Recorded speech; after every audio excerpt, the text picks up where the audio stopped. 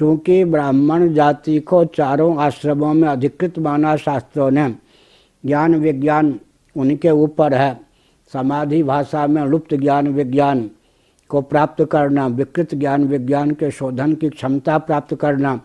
तो ब्राह्मणों का जीवन पूरा त्यागमय तपोमय था या नहीं? ब्रह्मचर्य आश्रम में, गुरुकुल में तो भोगराग का प्रवेश नहीं, वानप्रस्थ आश्रम में भोगराग का प्रवेश नहीं, संन्यास आश्रम में भोगराग का प्रवेश नहीं, और गृहस्थाश्रम की अवधि कुल 25 वर्ष, उसमें भी अष्टमी चतुर्दशी इन तिथियों को और श्राद्ध इत्यादि को बचाओ। पत्नी का स्पर्श भी मत करो, रजस्वला हो तो पत्नी का स्पर्श न करो। तुम सबको मार्गदर्शन देने वाले हो, तुम्हारा जीवन भोगराग से समन्वित न हो, विषय की किंकरता तुम्हारे जीवन में न पले। इन सब दृष्टियों से विचार करें तो पूरा जीवन त्यागमय तपोमय।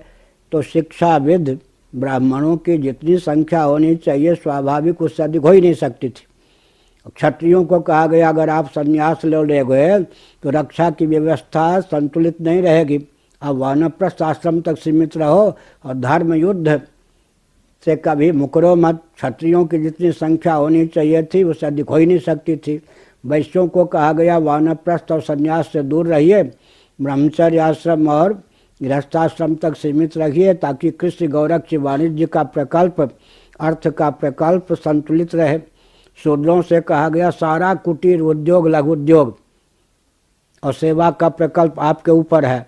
आप अगर गुरुकुल वानप्रस्थ संन्यास का दरवाज़ा खटखटाओगे तो वास्तव में सेवा का प्रकल्प, कुटीर उद्योग, लघु उद्योग का प्रकल्प नष्ट हो जाएगा। इसलिए आप केवल गृहस्थाश्रम तक सीमित रहो।